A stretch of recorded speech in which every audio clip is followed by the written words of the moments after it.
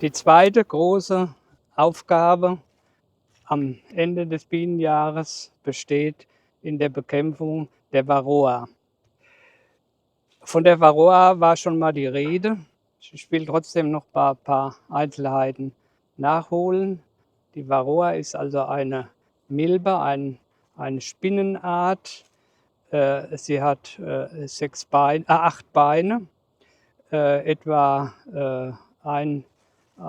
gut 1 Millimeter lang und 1,5 Millimeter breit, also ein sehr kleines Wesen, das man mit bloßem Auge gerade noch so sehen kann.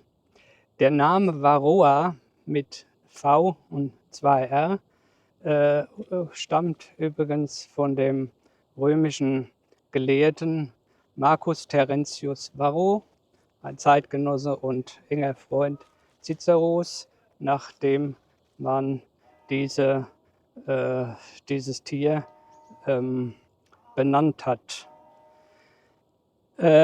Die Varroa gibt es noch nicht in der westlichen Welt noch nicht lange. Sie ist entstanden in Südostasien.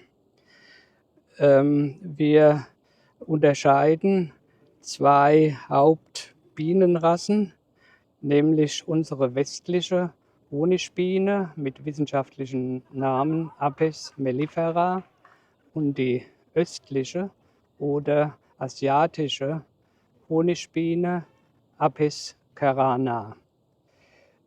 Seit ungefähr 8 Millionen Jahren ist das Verbreitungsgebiet dieser beiden Bienenrassen vollständig voneinander getrennt, sodass sich also die östliche Apis carana und die westliche Apis mellifera vollständig unbeeinflusst voneinander entwickelt haben.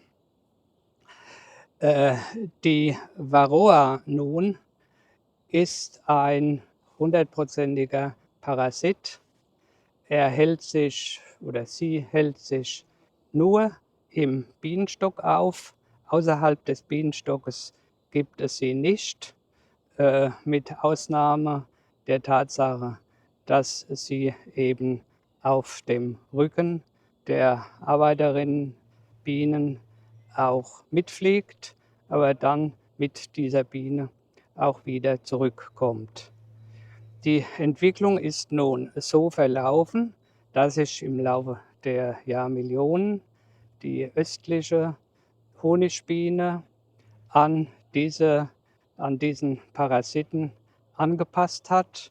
Das heißt genauer, beide Tierarten haben sich aneinander angepasst, sodass es der Varroa bei den östlichen Honigbienen nicht gelingt, ein Volk kaputt zu machen, währenddem im Westen, wo es keine Varroa gab, die Bienen auch keine Abwehrmechanismen entwickelt haben, sodass heute Bienenvölker, die von der Varroa befallen werden, über kurz oder lang alle kaputt gehen. Jetzt ist natürlich die Frage, wie kommt auf einmal die Varroa-Milbe in die westliche Welt? Das ist passiert am Übergang vom 18. zum 19. Jahrhundert. Damals sind Siedler aus Osteuropa nach Fernost gezogen und hatten da ihre Bienenvölker mitgenommen. Diese Bienenvölker sind dann in Kontakt mit den asiatischen Bienen getreten. Man sagt zwar immer, eine Biene würde genau nur in ihr eigenes Volk zurückkehren. Das stimmt aber nicht ganz. Manchmal verirrt sich auch eine Biene oder es passiert Räuberei.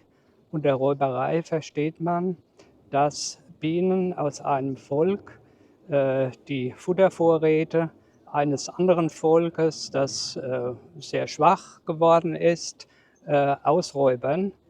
Dann kommt es zu einem direkten Kontakt zwischen unterschiedlichen Bienen und die Varroa-Milbe kann von einer Biene auf die andere überspringen.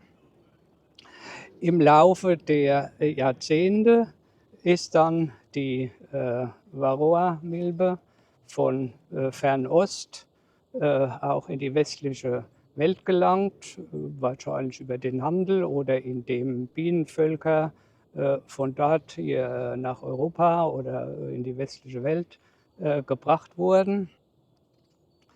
Man weiß das sehr genau, wann zum ersten Mal zum Beispiel in Pakistan die Varroa aufgetreten ist oder dann im Iran oder dann immer weiter nach Westen. Ich kann mich noch erinnern, dass im Jahre 1977 zum ersten Mal die Varroa in Deutschland aufgetreten ist, und zwar anfangs ganz speziell begrenzt auf Hessen, wo man möglicherweise bei Versuchen mit der Varroa eben dass dabei irgendwelche Varroen vielleicht oder Bienen freigekommen sind, die dann die Varroa weiter ausgetragen haben. Das ist aber nicht genau bekannt. Sehr interessant ist der Entwicklungsgang der Varroa. Auch dazu vielleicht ein paar Worte. Also die Varroa lebt ganz von der Biene. Sie sitzt auf dem Rücken der Biene, in erster Linie der Arbeiterinnen, aber auch der Drohnen. So gut wie nie gehen Varroen auf die Königin. Sie saugen das Blut, die Hämolymphe der Bienen aus und schwächen die Bienen damit so, dass, wie schon gesagt, auf eine größere Dauer hin ein Überleben des Volkes nicht mehr gegeben ist. Das heißt also mit anderen Worten, das Überleben der Honigbiene hängt von der Tätigkeit der Imker ab, die die Bekämpfung der Varroa übernommen haben. Im Bienenvolk befinden sich ausschließlich weibliche Varroen. Das Varroa-Weibchen sitzt, wie gesagt, auf dem Rücken einer Arbeiterin, die die Brutpflege im Stock ausüben. Nach einer gewissen Zeit wird die Brut verdeckelt. Es kommt also ein kleiner Deckel auf die Brut, und bei dieser Gelegenheit springt das Varroa-Weibchen in die Brutwabe und lässt sich von der Arbeitsbiene dann mit verdeckeln. Sie lebt dann zunächst von dem Futtersaft, der sich noch in der Brutzelle befindet, und wenn der all ist, geht sie auch an die Puppe, die sich inzwischen in der Zelle gebildet hat, und greift die schon an. Nach etwa 50 Stunden, also 50 Stunden nach der Verdeckelung, beginnt das Varroa-Weibchen Eier zu legen. Das erste Ei, das ist jetzt auch wieder hochinteressant, das erste Ei ist nicht befruchtet, und es entwickelt sich daraus immer eine männliche Varroa. Etwa alle 30 Stunden legt dann das Varroa-Weibchen ein weiteres Ei, und inzwischen ist dieses Männchen schon geschlechtsreif geworden und befruchtet dieses Ei. Und so geht das weiter. Sobald die Brut dann schlüpft, die junge Biene dann aus dieser Wabe herausschlüpft und den Deckel durchbeißt, hört die Produktion der Eier der Varroa auf und die bis dahin noch nicht befruchteten Eier sterben ab.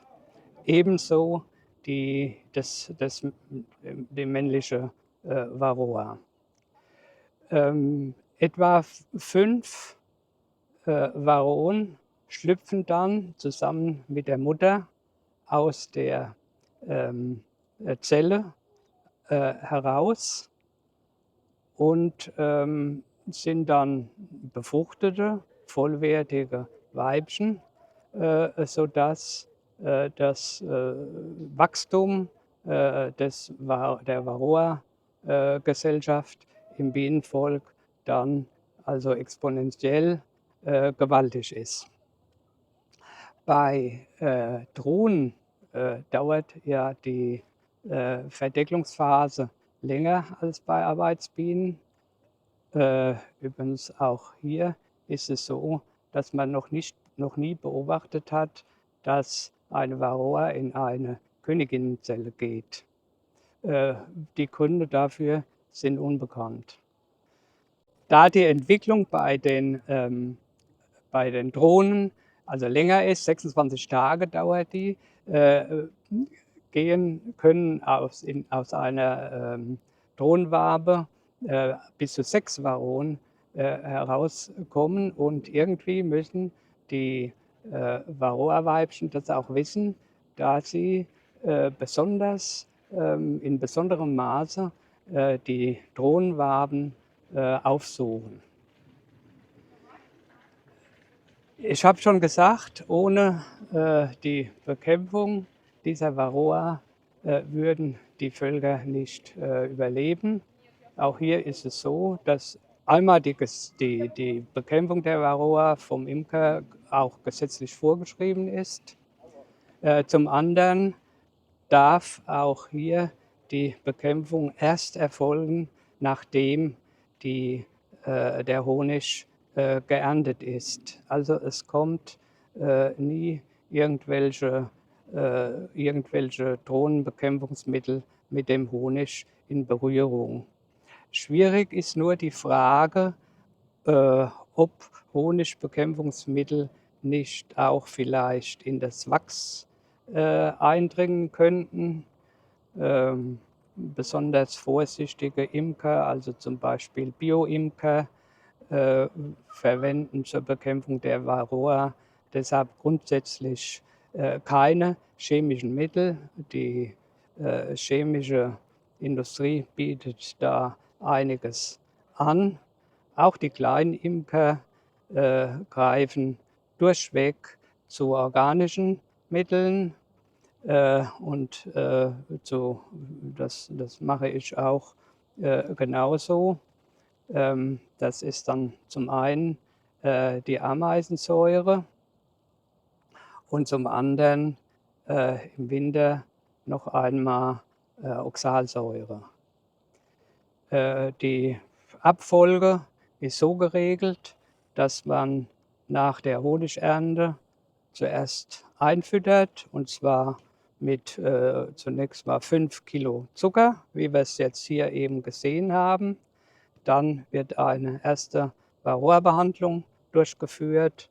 Dann kommt die zweite Einfütterung, die dann das Volk so stark beliefert, dass es überwintern kann. Und dann kommt nochmal eine zweite Bekämpfung mit Ameisensäure.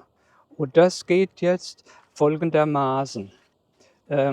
Dieses Volk hat die erste Fütterung hinter sich. Ich nehme deshalb jetzt die Futterzage ab. Die ist vollständig leer. Da ist kein Tröpfchen Zucker mehr drin. Wo habe ich denn da auch? Upla. So, ich mache jetzt So, dann machen wir das jetzt so, dann muss ich auch abmachen. Und dann jetzt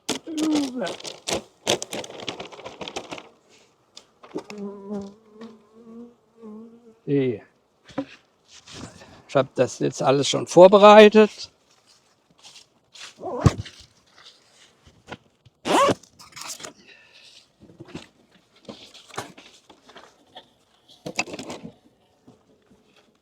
Dann habe ich hier 2 Brettchen, die lege ich hier drauf.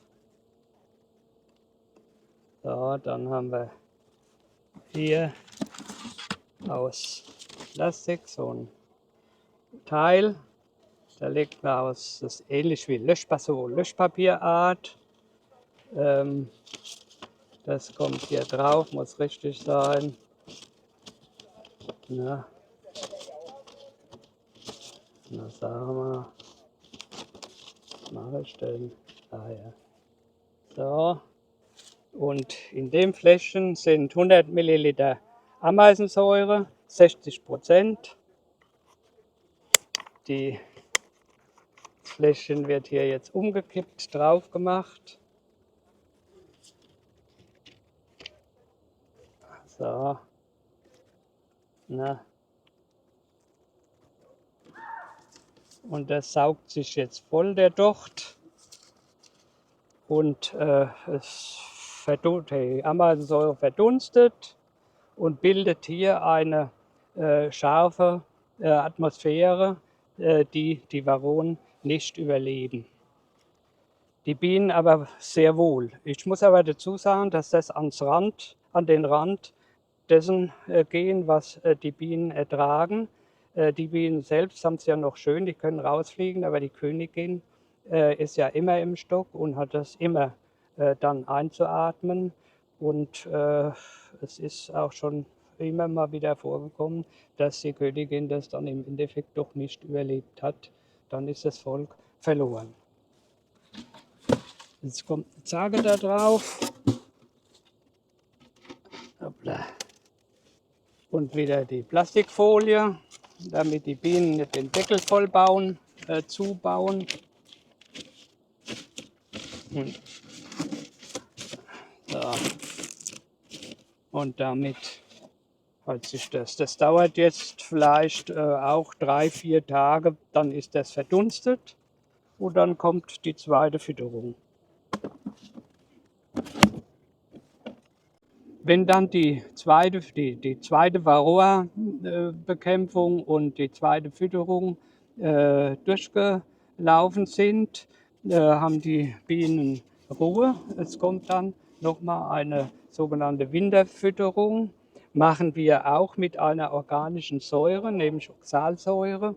Heutzutage wird die gerne von Imkern also verdampft. Es wird Oxalsäure in den Bienenstock geblasen. Zu meiner Zeit, als ich gelernt habe, hat man davon noch sehr abgeraten, weil der Oxalsäuredampf sehr, sehr gefährlich ist für die Gesundheit, namentlich für die Lungen. Und dann hat man Oxalsäure auch eine Verdünnung, 3,5-prozentige Verdünnung. Die wird zwischen die Wabengassen geträufelt und die Bienen kriegen die dann ab und auch mit Zucker und lecken sich dann gegenseitig das ab, so gelangt die Oxalsäure an alle Bienen. Der Nachteil der Oxalsäure ist, dass sie nicht in verdeckelte Zellen eindringt. Das ist bei der Ameisensäure nämlich der Fall. Oder anders ausgedrückt, der Dampf der Ameisensäure geht sogar in die verdeckelte Brutzelle rein, sodass man auch verdeckelte Varonen damit töten kann. Die Oxalsäure muss man die Wirkung der Oxalsäure ist dann also am sinnvollsten, wenn man einen Zeitraum gefunden hat, in dem es keine Brut im Volk gibt. Das ist dann der Fall, wenn wir im Winter ein paar Tage sehr kalt haben, also unter 0 Grad oder unter 5 Grad mindestens, unter 0 Grad ist besser. Dann hört nämlich die Königin auf, Eier zu legen und dann, wenn man dann diese Behandlung macht, wenn es wieder etwas wärmer ist, dann ist das am effektivsten. Dann kann man nochmal einige Varroen damit erwischen. Ganz varroafrei wird das Volk nie. Also im nächsten Frühjahr geht es dann wieder los und erreicht dann im Sommer seinen Höhepunkt.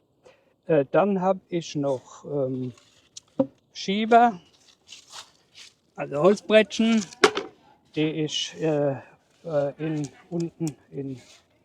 unten reinschieben kann in den Bienenkasten. Dadurch kann ich ungefähr kontrollieren, wie viel Varroen runterfallen. Die liegen dann hier drauf und mit dem Rastersystem kann ich dann ungefähr berechnen, wie viele Varroen ich erwischt habe. Die Hoffnung ist halt immer die, dass man möglichst viele Varroen damit erreicht.